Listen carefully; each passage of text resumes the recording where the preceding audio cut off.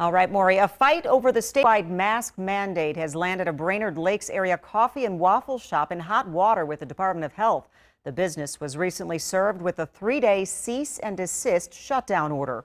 One of just 3 businesses to face such strong enforcement action, and the other 2 are now in compliance. Paul Bloom is in Nisswa tonight.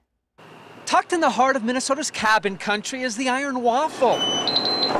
A tiny lodge-style business open for breakfast, lunch, and afternoon treats 7 days a week over the summer.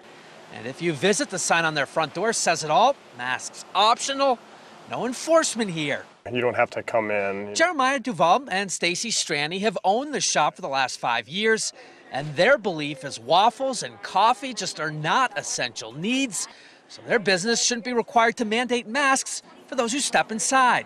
We think that people should have the freedom of choice to choose, what they want to do one way or another when it comes to their health. Yeah, I'm definitely pro-mask. The lack of masks on their Friday afternoon coffee stop grabbing the attention of these 2 friends visiting from Minneapolis.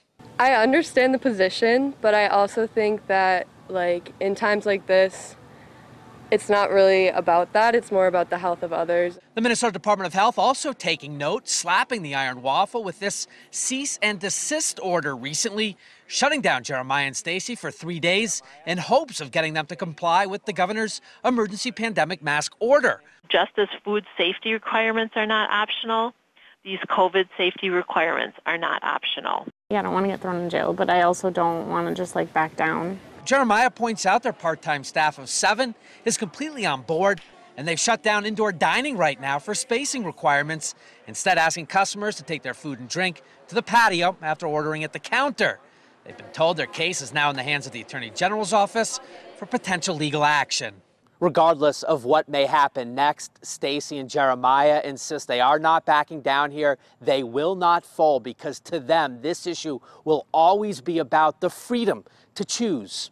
I think we would probably just close for the season and wait for them to either quit overstepping what we feel their powers are and just not be open. As for the AG, we understand their mission here is to get compliance before going to court.